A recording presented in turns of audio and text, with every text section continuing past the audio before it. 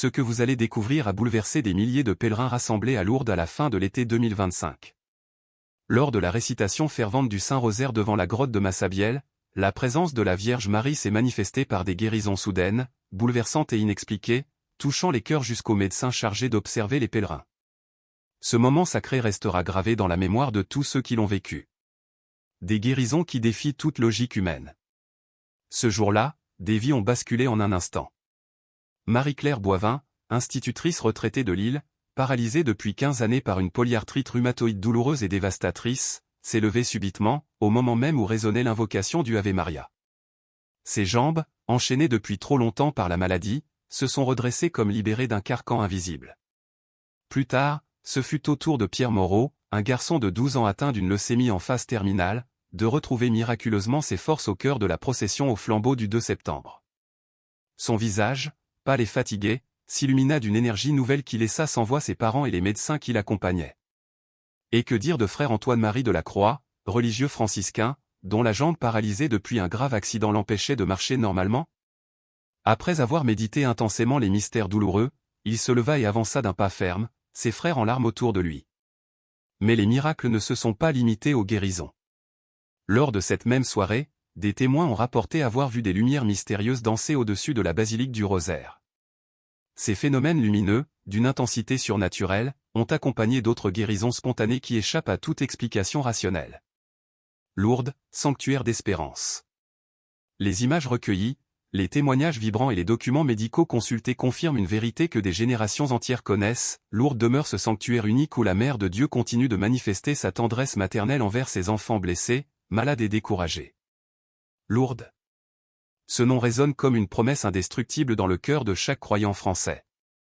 Depuis le 11 février 1858, jour béni de la première apparition de la Vierge Immaculée à Bernadette-Soubirous, ce sanctuaire niché dans les Pyrénées accueille plus de 6 millions de pèlerins chaque année. Tous viennent chercher réconfort, guérison et paix intérieure.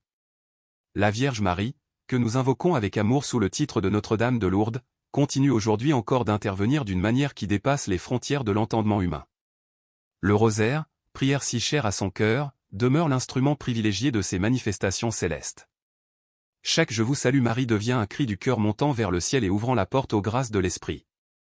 Une source inépuisable de grâce. Depuis plus d'un siècle et demi, la source miraculeuse jaillit sous les doigts de Sainte Bernadette ne cesse de couler. Elle abreuve les âmes assoiffées, distribuant des grâces sans compter à tous ceux qui viennent y puiser avec un cœur pur et une foi confiante. Le Bureau des constatations médicales de Lourdes a officiellement reconnu 72 guérisons comme étant scientifiquement inexplicables. Mais au-delà de ces cas consignés, combien de conversions profondes, de réconciliations inattendues, de consolations intérieures sont vécues chaque jour par les pèlerins? Elles se comptent par millions, autant de petites flammes qui illuminent l'humanité souffrante. Le témoignage bouleversant de Marie-Claire. Parmi ces miracles récents, celui de Marie-Claire mérite une attention particulière. Cette femme de 62 ans, veuve et mère de 3 enfants, n'imaginait pas que son pèlerinage du 27 août 2025 deviendrait l'événement le plus bouleversant de son existence. Depuis 15 longues années, elle vivait sous le joug d'une polyarthrite rhumatoïde sévère. Son quotidien était marqué par des douleurs incessantes, des nuits sans sommeil, des articulations déformées, et une dépendance douloureuse à une canne pour le moindre déplacement. 15 comprimés par jour anti-inflammatoires, antalgiques et immunosuppresseurs rythmaient son existence. Elle raconte d'une voix encore tremblante. Mes mains étaient déformées, mes genoux gonflés, mes chevilles raides. Rien n'arrêtait la destruction progressive de mon corps. Ma foi demeurait intacte, mais je croyais devoir porter ma maladie comme une croix jusqu'à ma mort. Son confesseur lui répétait souvent, « Votre souffrance, unie à celle du Christ, a une valeur rédemptrice immense. » Cette conviction l'aidait à tenir. Pourtant, son départ en pèlerinage s'était fait sans attente particulière, presque par habitude, avec le groupe paroissial de Lille. Le voyage en car, long de 13 heures, fut un calvaire, douleurs insupportables, fatigue écrasante. Mais ses compagnes de route, attentives et pleines de charité, l'aidaient à monter, descendre, porter ses affaires. Sœur Marie-Thérèse, religieuse accompagnatrice, l'encourageait, « Offrez vos souffrances à Notre-Dame, elle prépare peut-être une grâce pour vous. » Arrivée à Lourdes, Marie-Claire logeait à l'hôtel Saint-Sauveur, non loin de la basilique. Chaque matin, en ouvrant les volets de sa chambre, elle contemplait la façade néo-byzantine qui se découpait sur les montagnes. cette vision la remplissait déjà d'une paix profonde. Le jour du miracle. Le 29 août, tout semblait se dérouler normalement, messe matinale, prière, procession eucharistique. L'après-midi, elle rejoignit la foule rassemblée devant la grotte pour le rosaire communautaire. Assise au 3e rang, elle serrait contre son cœur un chapelet hérité de sa grand-mère, un trésor béni par le pape Pie XII en 1954. Quand commença le 3e mystère joyeux, celui de la Nativité, quelque chose d'étrange se produisit. Une chaleur douce et puissante envahit progressivement ses mains glacées. Surprise, elle n'osa d'abord y croire. Puis, à mesure que le Ave Maria montait des lèvres de l'assemblée, cette chaleur se répandit dans tout son corps. Elle témoigne. J'ai senti mes articulations comme libérées. C'est le seul mot juste, libérées. Comme si des chaînes invisibles se brisaient. Mes larmes jaillissaient sans que je puisse les retenir, mais c'étaient des larmes de joie, d'une joie pure et immense. Je savais que Notre-Dame était là. Devant ses compagnes de pèlerinage bouleversées, Marie-Claire se leva, sans canne. Elle fit quelques pas, puis marcha avec assurance. L'assemblée s'arrêta, sidérée. Des cris d'émerveillement, des applaudissements, des prières jaillirent. Son visage rayonnait d'une paix et d'une lumière qui ne venaient pas de ce monde. La tendresse maternelle de Marie. Cet événement n'est pas un cas isolé mais s'inscrit dans la longue tradition des grâces mariales accordées à Lourdes. Chaque génération y trouve un signe vivant que la Vierge Marie demeure présente auprès de ses enfants. À travers ses guérisons, ses conversions, ses consolations, elle répète inlassablement, ne craignez pas. Je suis votre mère. Confiez-moi vos fardeaux, et je vous conduirai vers mon Fils. Lourdes continue ainsi d'être un phare spirituel au cœur de notre époque troublée. Alors que tant de familles ploient sous le poids de la maladie, du deuil, des épreuves économiques ou de la solitude, ce sanctuaire proclame une espérance indestructible, celle d'un amour divin qui ne déçoit jamais. Chaque pèlerin qui franchit la porte du sanctuaire devient témoin d'une histoire plus grande que lui. Chaque chapelet récité, chaque flamme allumée au cours des processions est une offrande d'espérance. Et souvent, dans le silence de la grotte, on perçoit comme un écho de tendresse maternelle qui apaise et qui relève. Étincelle Lourdes demeure aujourd'hui plus que jamais ce lieu béni où le ciel touche la terre, où les cœurs brisés sont restaurés, et où la Vierge Marie manifeste, avec une intensité bouleversante, l'amour infini de Dieu pour l'humanité. Le récit de la guérison de Marie-Claire est l'écho de Lourdes. Marie-Claire se souvient encore comme si c'était hier du moment où tout a basculé. Elle était là, en prière, au sein du pèlerinage, le cœur chargé de fatigue, le corps marqué par des années de souffrance. Elle raconte que, soudainement, une force nouvelle l'a traversée, comme une vague de lumière et de tendresse qui venait la guérir de l'intérieur. Le docteur Philippe Martin, rhumatologue parisien de 58 ans, qui participait lui aussi au pèlerinage, se trouvait à quelques rangs derrière elle. Membre expérimenté de la communauté médicale, il connaissait bien l'histoire de Marie-Claire grâce à son confrère lillois, le docteur Rousseau, qui la suivait depuis de longues années. Tous deux savaient à quel point son état était grave, une polyarthrite rhumatoïde au stade terminal, des articulations détruites, un handicap fonctionnel majeur qui l'empêchait de mener une vie normale. Le matin même, il l'avait observée, peinant à tenir une simple cuillère au petit déjeuner, chaque geste étant une épreuve. C'est lui qui remarqua le premier la transformation qui s'opérait sous ses yeux. Il vit Marie-Claire se redresser peu à peu, lâcher sa canne comme si elle n'en avait plus besoin, et joindre les mains spontanément dans un geste de prière qu'elle n'avait plus pu accomplir depuis une décennie. Ses doigts, autrefois figés et déformés, semblaient retrouver une souplesse et une mobilité oubliées. Le docteur Martin, qui connaissait parfaitement la gravité de son cas, comprit aussitôt qu'il assistait à quelque chose de tout à fait exceptionnel. De son côté, Marie-Claire témoigne avec émotion de cet instant. Elle explique qu'au 5e Ave Maria du rosaire, elle réalisa soudain que ses mains étaient jointes naturellement, sans effort, sans douleur. Depuis 10 longues années, elle n'avait plus été capable d'accomplir ce geste si simple. Et là, miraculeusement, ses doigts s'entrelacèrent comme avant sa maladie. La suite, dit-elle, se déroula comme dans un rêve éveillé.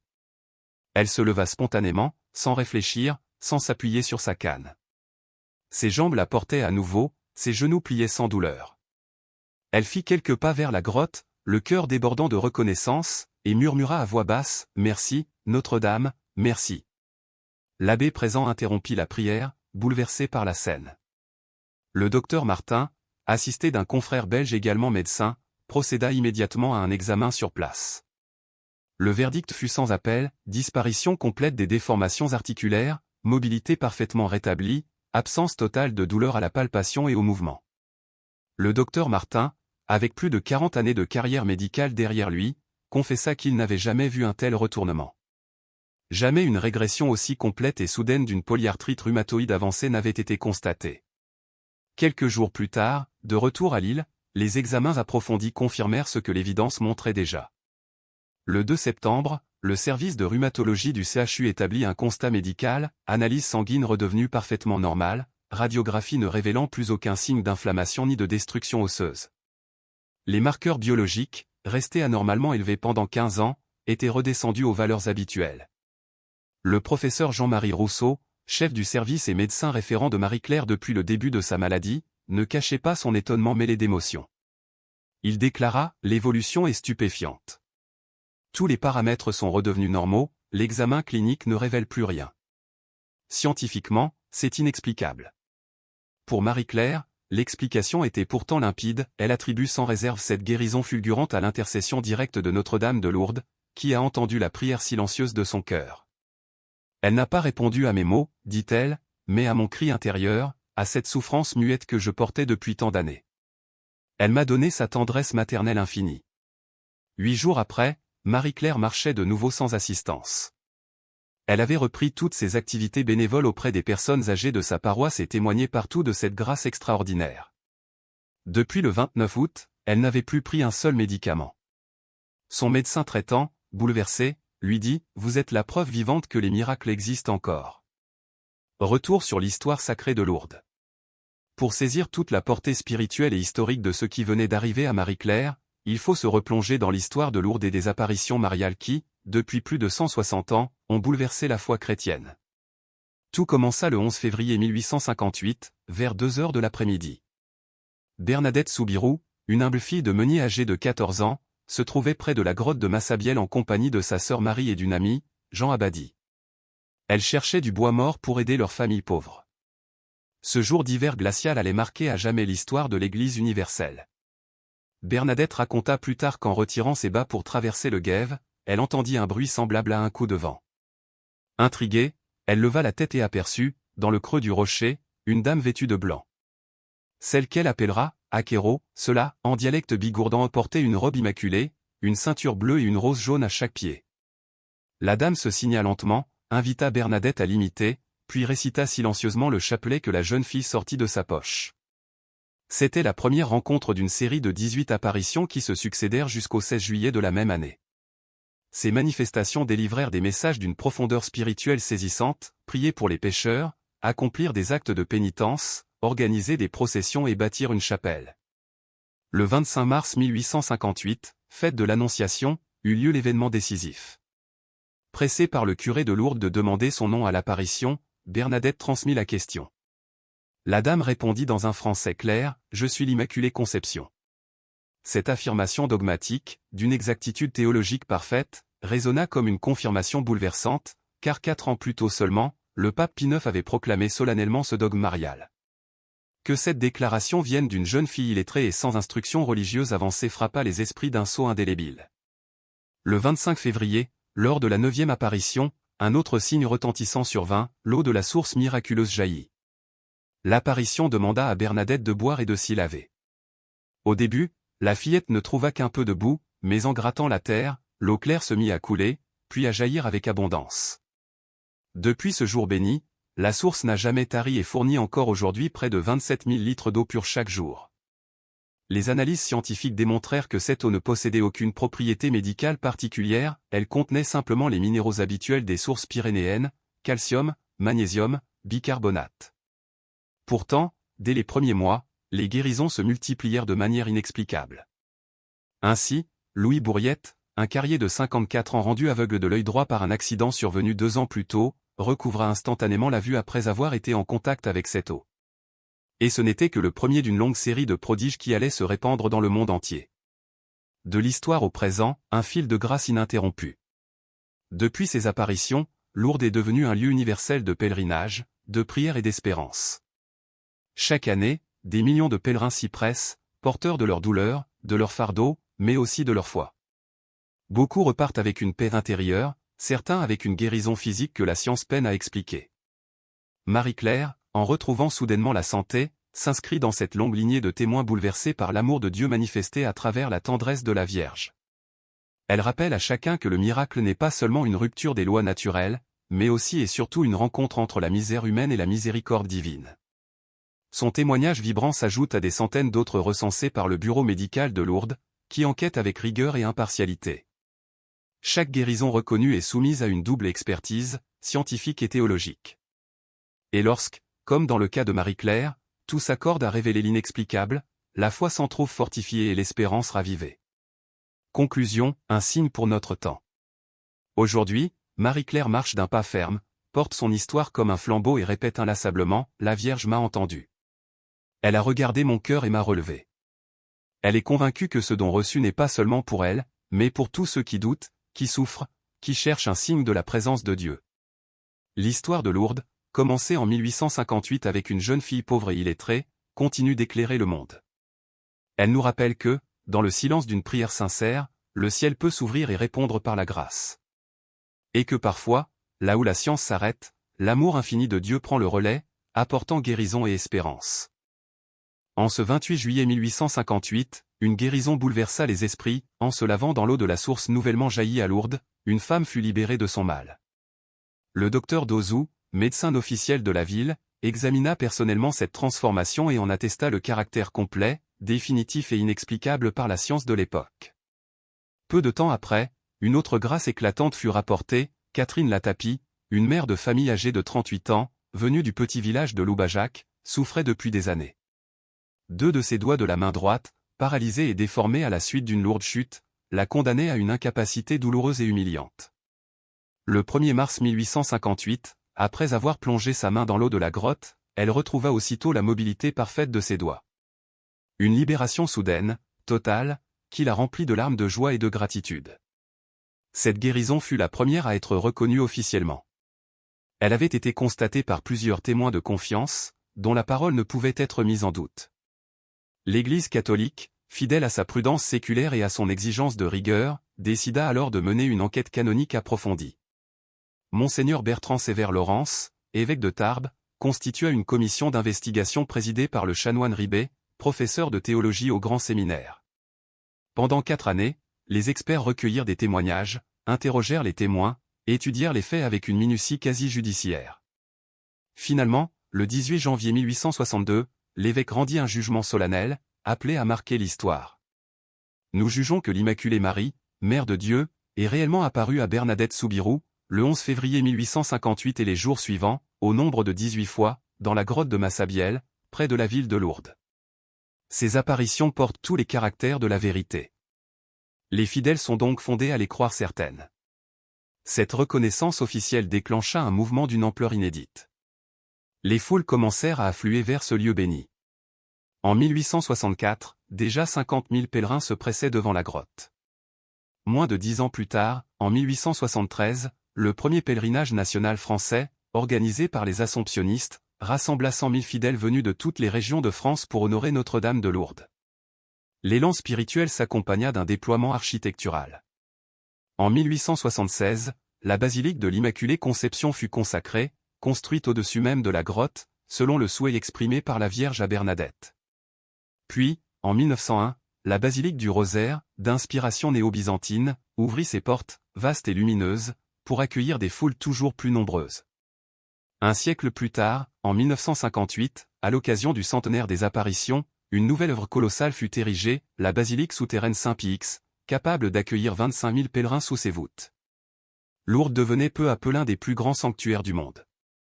Dès 1883, pour examiner avec une rigueur scientifique chaque cas de guérison signalé, l'évêque de Tarbes, Monseigneur Biller, fonda le bureau des constatations médicales, confié au docteur Boissary.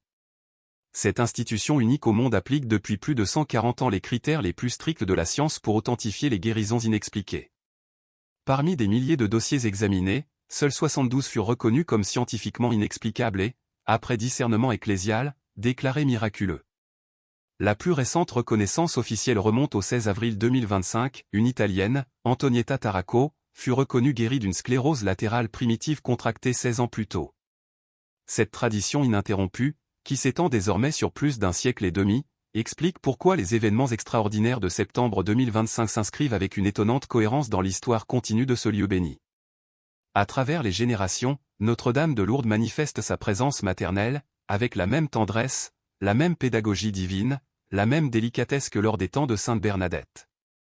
Au cœur de cette spiritualité lourdaise, le rosaire occupe une place centrale. Dès la première apparition, la Vierge pria silencieusement le chapelet avec Bernadette, établissant pour toujours un lien mystique entre cette prière mariale et les grâces qui jaillissent de Lourdes.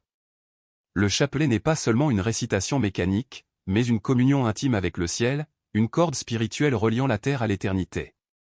Le soir du 2 septembre 2025 s'inscrira pour toujours dans la mémoire collective comme l'une des processions aux flambeaux les plus émouvantes et les plus miraculeuses de l'histoire moderne du sanctuaire. Plus de 30 000 pèlerins, venus de toute l'Europe pour participer au dernier jour des pèlerinages d'été, se rassemblèrent sur l'immense esplanade. Depuis 1863, cette procession aux flambeaux, où la lumière fragile des bougies se mêle à la ferveur des chants, illumine chaque soir la nuit lourdaise. Mais ce soir-là, quelque chose d'unique allait se produire. Parmi les pèlerins se trouvait la famille Moreau, venue de Lyon. Jean-Baptiste, 45 ans, père de 3 enfants et chef d'entreprise, accompagnait son fils Pierre, âgé de 12 ans, dans une situation dramatique. 2 ans plus tôt, l'enfant avait été diagnostiqué d'une leucémie lymphoblastique aiguë. Après un protocole lourd de chimiothérapie, il était entré en rémission depuis 6 mois, mais les médecins restaient prudents. Les rechutes sont fréquentes, avait expliqué son oncologue de l'hôpital Trousseau, laissant planer une angoisse permanente sur la famille. Jean-Baptiste, son épouse Sylvie, infirmière de profession, leur fille Lucie âgée de 14 ans et le petit Thomas, 8 ans, formaient avec Pierre une famille éprouvée mais soudée. Chaque année depuis le diagnostic, ils venaient confier leur enfant à Notre-Dame de Lourdes, soutenue par l'association Espérance et Cancer. Sylvie confiait, ces séjours à Lourdes nous donnaient la force de continuer à espérer. En 2025, le voyage avait été particulièrement difficile. Pierre, épuisé par ses derniers traitements achevés en juillet, ne pesait plus que 35 kilos, avait perdu ses cheveux, et ses défenses immunitaires étaient presque inexistantes. Les parents hésitaient à entreprendre le voyage, mais l'enfant lui-même insista avec une simplicité bouleversante, « Papa, je veux aller voir la dame de la grotte. Elle m'aidera à guérir complètement. » Le groupe de l'association comptait cette année-là près de 280 participants, enfants malades, familles, bénévoles, médecins, prêtres. Ils logeaient dans un hôtel proche de la grotte, habitués à recevoir des pèlerins confrontés à la maladie. La journée du 2 septembre commença par une messe dans la basilique souterraine Saint-Pix, célébrée par Monseigneur Jean-Marc Mica, évêque de Tarbes et Lourdes. Dans son homélie, il s'adressa directement aux enfants malades, « Mes chers enfants, vous êtes les préférés de Jésus et de Marie. Votre souffrance, unie à celle du Christ, a une valeur rédemptrice infinie. Ayez confiance, Notre-Dame prépare pour vous des grâces particulières. » Ces paroles bouleversèrent Pierre. Il confia à sa mère, « Monseigneur a dit que nous étions les préférés de Jésus. Tu crois que la Sainte Vierge va vraiment m'aider ?» L'après-midi, malgré sa grande faiblesse, il participa avec ferveur aux dévotions, le chemin de croix sur la colline du Calvaire, le bain dans les piscines, et la prière du chapelet devant la grotte. La docteure Marie Fontaine, pédiatre bénévole, témoigna, « Je l'ai accompagné personnellement aux piscines. En sortant de l'eau glacée, il m'a dit avec un sourire lumineux, « Docteur, j'ai senti quelque chose de chaud dans mon ventre. » C'est un bon signe, non ? Sa confiance d'enfant était bouleversante. À la tombée du soir, les pèlerins se regroupèrent pour la procession. Le ciel pyrénéen, d'un bleu profond piqueté d'étoiles, formait un écrin majestueux au sanctuaire illuminé. La douceur de la température invitait à la prière et à la paix. Pierre, vêtu du polo blanc du pèlerinage, serrait fièrement dans ses mains un flambeau, prêt à s'unir à la foule immense. Ce qu'il allait vivre ce soir-là dépasserait toutes les espérances humaines, scellant pour sa famille et pour tous les témoins le souvenir d'un moment où le ciel semblait s'être penché sur la terre. Récit réécrit et enrichi. Cierge à la main comme tous les pèlerins, Pierre avait déclaré à ses parents avec une détermination bouleversante.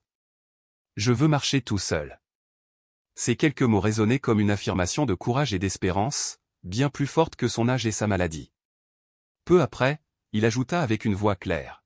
« La dame me donnera la force. » Le début de la procession. À 21h précises, la grande procession au flambeau s'élança au sanctuaire. Dès les premières notes de L, Ave Maria de Lourdes, Un chant composé au VIe siècle est devenu depuis l'hymne officieux du lieu saint, une onde de ferveur parcourut les 30 000 pèlerins rassemblés.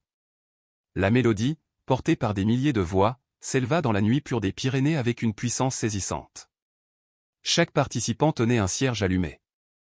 Dans l'obscurité, ces flammes fragiles, multipliées à l'infini, formaient une immense rivière de lumière qui serpentait dans l'esplanade et se reflétait sur les façades néogothiques des basiliques. La nuit s'illuminait de ce cortège vivant, mouvant, comme un fleuve d'or et de feu dédié au ciel. Lorsque les premières strophes de L. Ave Maria retentirent, 30 000 voix se mêlèrent en une seule prière, une seule espérance. L'effet était saisissant, l'humanité tout entière semblait réunie dans une même invocation. Ce flot humain, avançant lentement sous la clarté tremblante des flambeaux, rappelait les processions des premiers chrétiens, lorsque la foi s'exprimait avec simplicité et grandeur. Au cœur de ce cortège, la famille Moreau marchait, entourée d'autres familles de l'association. Le cygne dans la nuit. Pierre, placé entre ses parents, avançait d'un pas déterminé malgré sa fragilité. Son visage d'enfant était doucement éclairé par la lueur vacillante de son cierge.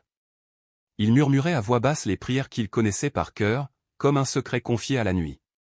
Arrivé à la hauteur de la basilique du Rosaire, juste avant le tournant menant vers la grotte, Pierre tira discrètement la manche de son père, Jean-Baptiste, qui raconte encore cette scène la voix tremblante d'émotion.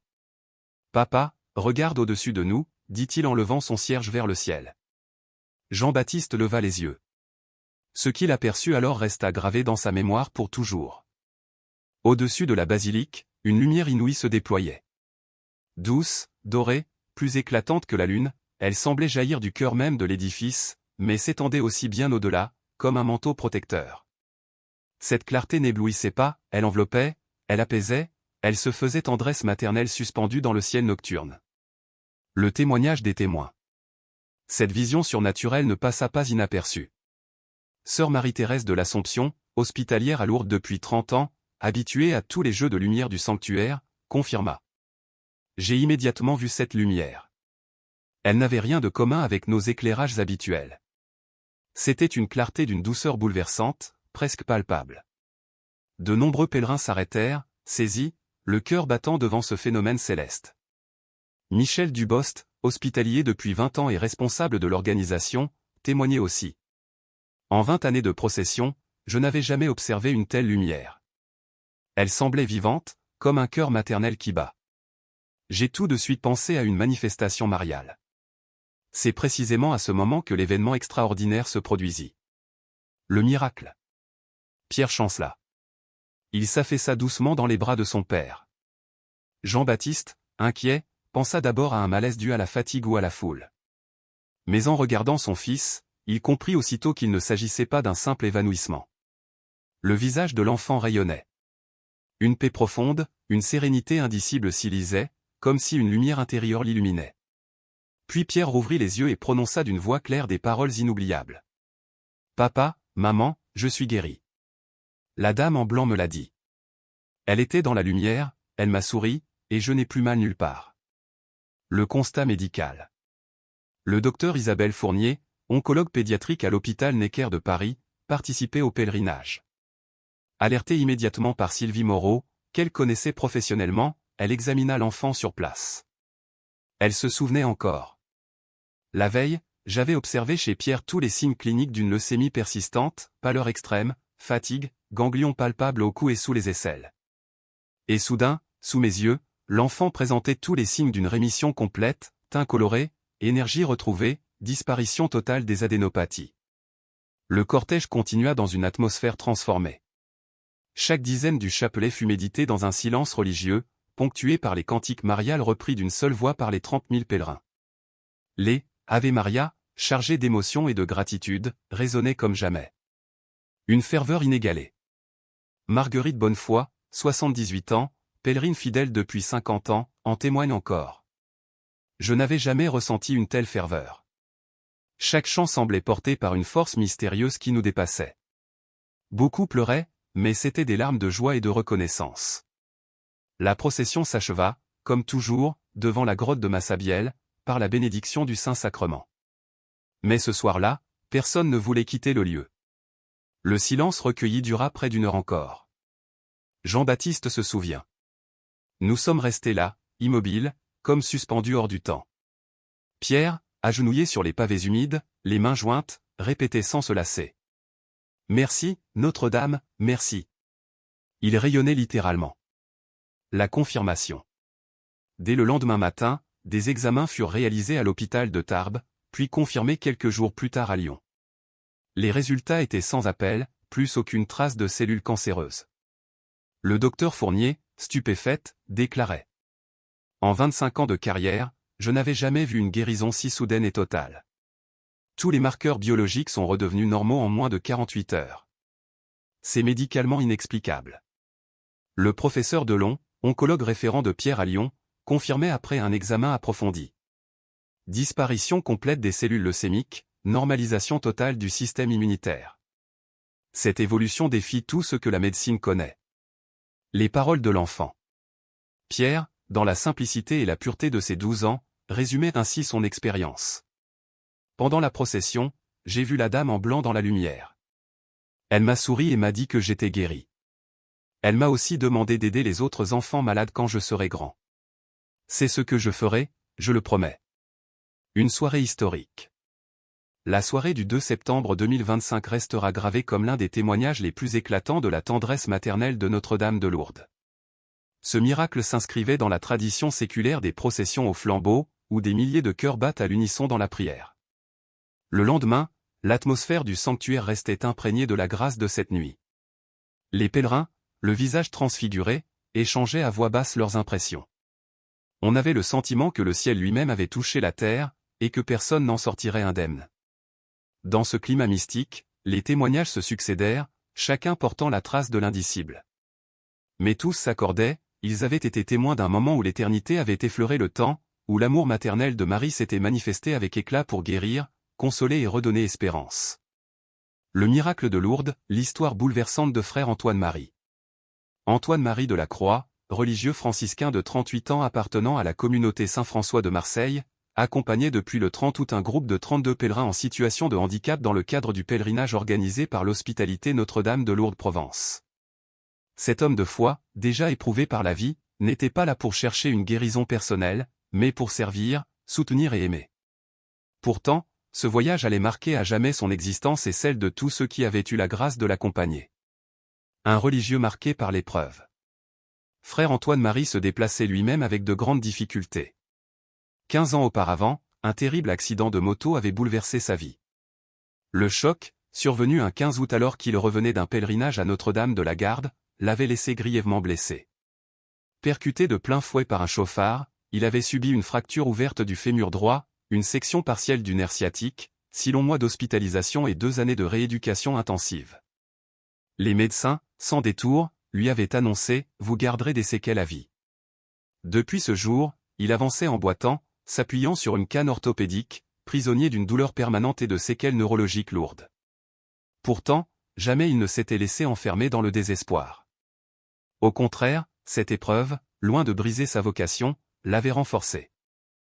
Dans le silence de sa chambre d'hôpital, il avait discerné un appel nouveau, servir le Seigneur précisément à travers sa faiblesse, offrir son infirmité comme une participation personnelle à la passion du Christ. « Je n'étais pas venu à Lourdes pour demander ma propre guérison », confiait-il avec une humilité profonde, mais pour aider mes frères et sœurs souffrants à rencontrer Notre-Dame et à découvrir, dans l'intimité de la prière, le sens rédempteur de leurs épreuves. L'appel d'une vocation. Ordonné prêtre en 2018 malgré sa claudication persistante, Antoine-Marie s'était spécialisé dans l'accompagnement spirituel des personnes handicapées. Son expérience personnelle l'avait rendu particulièrement proche d'elle. Il voyait dans leur vie une proximité unique avec le Christ souffrant, une foi d'une pureté et d'une profondeur bouleversante, souvent inaccessible à ceux qui n'avaient jamais connu la souffrance physique.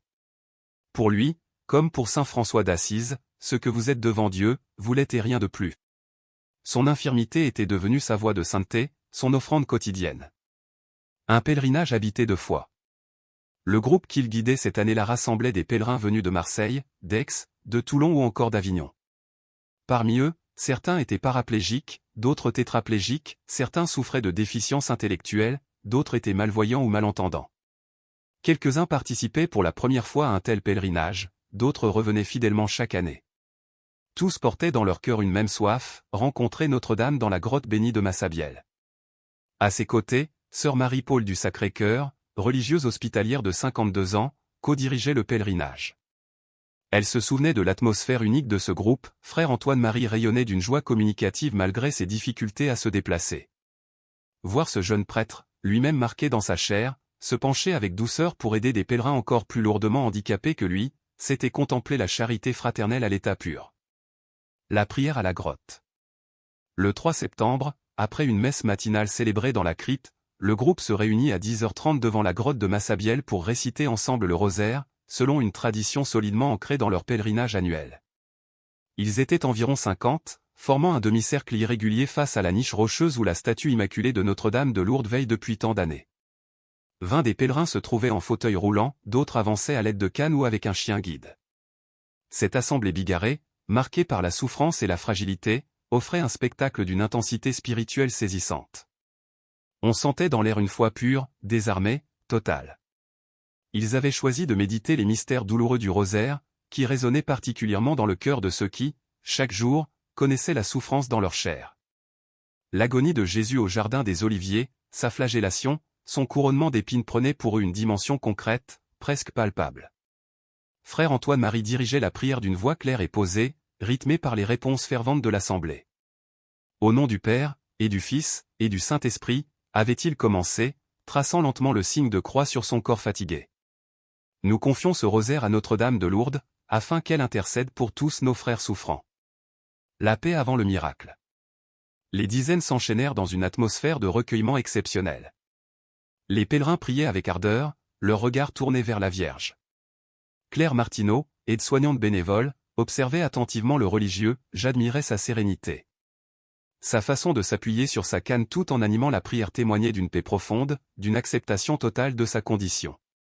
Il incarnait véritablement l'abandon à la volonté divine. Au deuxième mystère, celui de la flagellation du Christ, plusieurs participants furent bouleversés, revivant intérieurement leurs propres épreuves à travers la souffrance de Jésus. Les larmes coulaient sur certains visages, mais c'étaient des larmes de confiance, d'espérance. Puis vint le cinquième mystère douloureux, la crucifixion et la mort du Seigneur. C'est à ce moment précis que l'extraordinaire se produisit. Le feu de la guérison. Alors que l'assemblée entonnait le premier « Je vous salue, Marie », frère Antoine-Marie ressentit soudain une chaleur étrange parcourir sa jambe paralysée depuis 15 ans. D'abord discrète, cette sensation devint rapidement irrésistible, un feu doux, vibrant, remontant le long de son nerf sciatique endommagé. Mais ce n'était pas une douleur, c'était au contraire une chaleur infiniment douce, réconfortante, vivante. Il comprit aussitôt qu'un événement extraordinaire était en train de se produire. Son visage se transforma, irradiant une joie surnaturelle. Des larmes jaillirent de ses yeux, mais elles étaient celles d'une gratitude indicible. À côté de lui, Claire Martineau fut la première à remarquer ce changement. Il était transfiguré, raconta-t-elle. Son visage brillait d'une lumière intérieure. C'était bouleversant. Et soudain, alors que résonnaient les mots « Sainte Marie, Mère de Dieu, priez pour nous pauvres pécheurs », il se redressa et lâcha sa canne. « Je me suis retrouvé debout sans m'en rendre compte », témoigna-t-il plus tard avec émotion. Ma jambe droite, lourde et traînante depuis 15 ans, me portait normalement, naturellement. J'ai fait quelques pas hésitants, puis je me suis mis à marcher vers la grotte, en répétant sans cesse « Merci, Notre-Dame, merci ». La stupeur et la joie. L'émotion fut immense parmi tous les participants. Certains éclatèrent en sanglots, d'autres levèrent les mains vers le ciel. Sœur Marie-Paul, bouleversée, se souvient, nos amis handicapés pleuraient de joie. Nous avons spontanément entonné le Magnificat en action de grâce. Parmi eux, Thérèse Bonnet, tétraplégique de 34 ans et fidèle de ses pèlerinages, confia, voir frère Antoine-Marie marcher normalement, après l'avoir toujours connu appuyé sur sa canne, m'a bouleversé. C'était un signe d'espérance pour nous tous. Là, devant la grotte de Massabielle, dans l'union des voix et des cœurs, le miracle avait jailli, éclatant de vérité, bouleversant de beauté. Le sens d'un signe.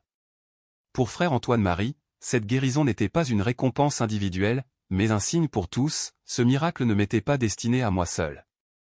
Il était une lumière envoyée pour mes frères et sœurs souffrants, pour leur rappeler que Dieu ne les abandonne jamais. Sa vie, déjà donnée à Dieu dans l'épreuve, venait d'être transformée par la grâce. Non pas pour effacer son passé de souffrance, mais pour l'illuminer et en faire un témoignage éclatant. Conclusion, une espérance renouvelée. L'histoire de frère Antoine-Marie, de son accident à sa guérison miraculeuse à Lourdes, est celle d'une foi inébranlable, d'un abandon total et d'un amour ardent. C'est aussi un message d'espérance pour tous ceux qui ploient sous le poids de la douleur, rien n'est jamais perdu lorsque l'on remet sa vie entre les mains de Dieu. Lourdes, terre de miracles, a une fois encore manifesté la tendresse de la Vierge Marie pour ses enfants. Et dans le cœur de ceux qui étaient présents ce jour-là, un feu demeure, celui de la foi qui transforme, qui guérit, qui sauve. Si Notre-Dame pouvait offrir la guérison, elle pouvait également m'accorder les grâces nécessaires pour accepter ma condition. Ainsi s'exprimait le docteur Jean-Luc Vanier, neurologue retraité de 72 ans, venu en pèlerinage à titre personnel. Dès qu'il fut témoin du prodige, il confirma sans la moindre hésitation la réalité de cette guérison, trop manifeste pour être ignorée. Il connaissait bien le dossier médical de frère Antoine-Marie. Un ancien confrère marseillais, qui avait suivi ce religieux durant des années, lui en avait parlé maintes fois, les lésions neurologiques étaient documentées avec précision, consignées dans des comptes rendus officiels, étudiés par de nombreux spécialistes. Tout le corps médical s'accordait à dire qu'elles étaient irréversibles selon l'état actuel de la science.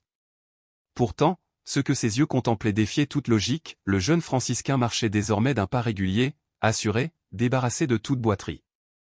Face à un tel spectacle, aucune explication scientifique n'était possible. Le groupe, saisi d'un silence profond, termina le rosaire dans un recueillement extraordinaire, porté par une émotion presque palpable. Chaque Ave Maria résonnait alors comme un cri de gratitude, une offrande spirituelle adressée à la Vierge pour cette grâce exceptionnelle. La prière finale, le Salve Regina, fut entonnée à plusieurs voix. Claire Martineau, témoin de la scène, confia qu'elle n'avait jamais vécu cette invocation mariale avec une telle intensité ni une telle réalité.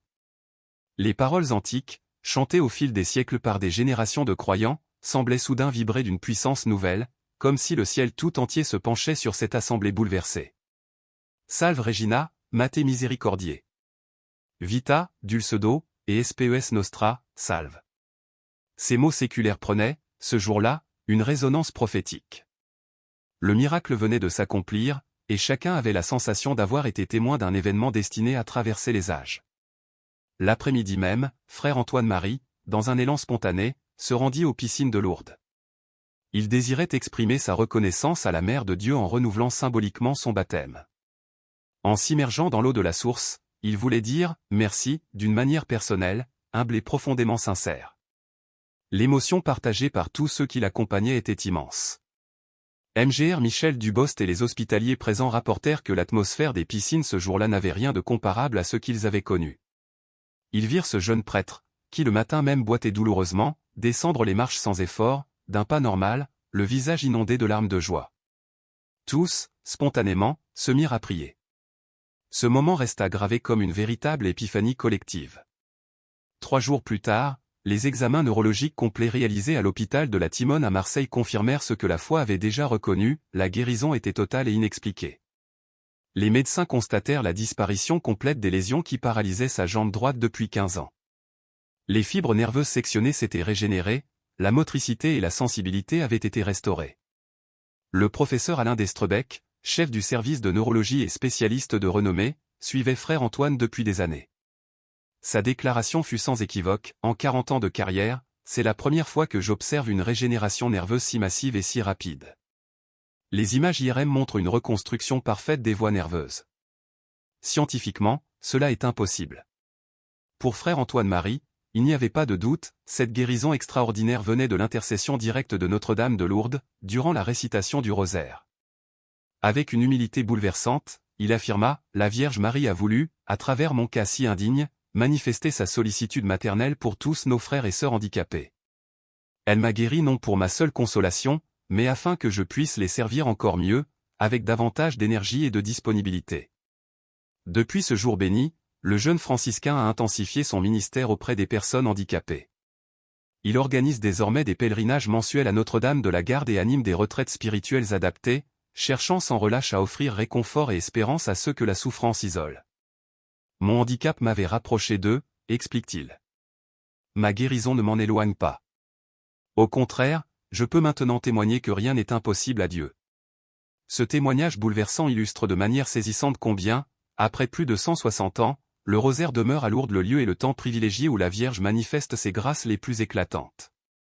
La méditation des mystères douloureux, en particulier, dispose les âmes à recevoir des dons de consolation et de guérison qui dépassent toute mesure humaine. Les récits de ces jours bénis de l'été 2025 résonnent comme une triple proclamation de la tendresse maternelle de Marie. Marie-Claire Dubois fut libérée de sa polyarthrite rhumatoïde pendant la récitation du rosaire. Pierre Moreau, quant à lui, recouvra la santé, guéri de sa leucémie au cours de la procession au flambeau, enveloppé par cette mer de lumière qui symbolise l'espérance chrétienne. Enfin, frère Antoine-Marie de la Croix retrouva miraculeusement l'usage de sa jambe lors de la méditation des mystères douloureux. 3 guérisons, 3 modalités différentes, mais un seul amour, l'amour maternel de Marie, infini, attentif, qui se penche avec compassion sur la souffrance humaine pour la transformer en source de joie éternelle. Ces événements nous enseignent des vérités spirituelles essentielles. Le rosaire, d'abord, apparaît comme la prière privilégiée des manifestations mariales contemporaines. Cette réalité s'inscrit dans une tradition mystique séculaire, confirmée par l'expérience des saints et par les apparitions reconnues par l'Église. Chaque Ave Maria, répété avec un cœur sincère, devient une flèche d'amour qui s'élance vers le cœur immaculé de Marie. Chaque mystère médité nous rapproche de la Sainte Famille, disposant notre âme à accueillir les grâces les plus précieuses. La procession au flambeau révèle quant à elle toute sa puissance d'intercession collective. Cette mer de lumière qui serpente dans la nuit pyrénéenne n'est pas un simple spectacle émouvant, elle est le signe visible de la foi ardente de milliers de pèlerins unis dans une même espérance. Dans ces instants, les cœurs battent à l'unisson, et l'humanité entière semble confier ses blessures à la tendresse de Marie. Ces guérisons miraculeuses ne concernent pas seulement ceux qui étaient présents ce jour-là à Lourdes. Elles s'adressent à chacun de nous, où que nous soyons. Elles nous invitent à renouveler notre confiance en l'intercession de la Vierge. Que nous souffrions dans notre chair, que nous portions en secret des croix intérieures, ou que nous traversions des épreuves familiales, professionnelles ou spirituelles, Notre-Dame de Lourdes nous accueille toujours avec la même tendresse qu'elle manifesta jadis à Bernadette. Depuis nos paroisses, nos familles, nos communautés, nous pouvons puiser à cette source de grâce par la prière quotidienne du rosaire. Chaque chapelet récité avec foi et persévérance nous relie mystérieusement à ce sanctuaire pyrénéen. Chaque mystère médité avec amour nous associe aux bénédictions que Marie continue de répandre. En ce mois de septembre, traditionnellement consacré à la Vierge des douleurs, ces événements miraculeux prennent une signification particulière. Ils rappellent que la Mère de Dieu, debout au pied de la croix, demeure encore aujourd'hui auprès de ses enfants éprouvés. Elle recueille nos larmes, porte nos fardeaux, et les transforme en offrandes précieuses au cœur de son Fils. Marie, notre Mère très aimante, nous te confions aujourd'hui avec un élan de confiance renouvelé toutes nos souffrances personnelles ainsi que celles de nos familles et de nos proches les plus chers. Nous déposons devant ton cœur immaculé ce que nous portons de plus lourd, convaincus que tu accueilles chaque larme et chaque prière comme une offrande précieuse. Toi, Vierge des douleurs, qui as suivi ton Fils bien-aimé pas à pas jusqu'au sommet du calvaire, partageant sa croix dans la profondeur du silence et de l'amour, tu connais intimement nos épreuves. Tu as contemplé, d'un regard maternel transpercé de douleur, le supplice de Jésus livré par amour au salut du monde. C'est pourquoi tu comprends mieux que quiconque la souffrance humaine dans toutes ses dimensions, la souffrance du corps brisé, la souffrance de l'âme blessée, la souffrance de l'esprit qui doute ou chancelle. Mais tu ne t'arrêtes pas à la douleur, par ton intercession, tu peux transfigurer nos épreuves en source de grâce, de salut et de sanctification. C'est pourquoi nous nous tournons vers toi avec confiance, certains que rien de ce que nous vivons n'est inutile s'il est remis entre tes mains. Prions avec ferveur pour tous les malades, ces frères et sœurs qui, en ce moment même, se rendent à Lourdes. Ils avancent vers la grotte bénie, certains avec un espoir fragile, d'autres avec une foi ardente, tous portant dans leur cœur la demande d'une guérison ou d'une consolation spirituelle. Ils viennent chercher auprès de toi, Mère bienveillante, non seulement le soulagement de leurs maux mais aussi la lumière d'une paix intérieure qui dépasse toute douleur. Qu'ils puissent découvrir, même dans la fragilité de leur chair, la force d'un amour plus grand que la souffrance, un amour qui sauve et qui relève. Prions aussi pour ces hommes et ces femmes généreux que l'on appelle les hospitaliers. Ils accompagnent les pèlerins malades avec une tendresse et un dévouement admirables. Leur service, inspiré par l'antique tradition des hospitaliers de Saint Jean de Jérusalem, rappelle que chaque malade est, à travers sa faiblesse, l'image vivante du Christ souffrant. Pour eux, le malade n'est pas un fardeau mais un trésor, notre Seigneur dans les pauvres et les souffrants. Leur présence discrète, leur patience infinie, leur disponibilité sans condition sont déjà une prédication silencieuse de l'Évangile. Qu'ils soient fortifiés dans leur mission et soutenus par la grâce de Marie. nous te confions, ô Mère, tous ceux qui, comme Marie-Claire, Pierre ou le frère Antoine-Marie, attendent encore la grâce d'une guérison ou d'un réconfort spirituel. Accueille leurs cris, parfois silencieux, parfois désespérés, et transforme-le en chant d'espérance. Que ton intercession maternelle obtienne pour eux, selon la sagesse de Dieu, soit la guérison du corps qu'ils désirent tant, soit la paix profonde de l'âme qui demeure le plus grand des miracles. Car la véritable guérison est celle qui rend le cœur libre, apaisé et ouvert à l'amour divin. Nous remettons entre tes mains, Vierge Immaculée, nos familles parfois fragilisées, nos paroisses qui traversent des épreuves, et toute notre Église de France qui, elle aussi, connaît des temps de lutte, de doute et de souffrance. Soutiens les prêtres, éclaire les fidèles, fortifie les communautés. Fais grandir en chacun un esprit de fidélité et de courage. Nous prions aussi pour la conversion des pécheurs, pour la sanctification des prêtres, pour l'unité des chrétiens déchirés par les divisions, et pour la paix dans un monde si troublé. Ton cœur maternel, transpercé par l'épée de douleur annoncée par le vieillard Siméon, n'a jamais cessé de battre d'une compassion ardente pour l'humanité.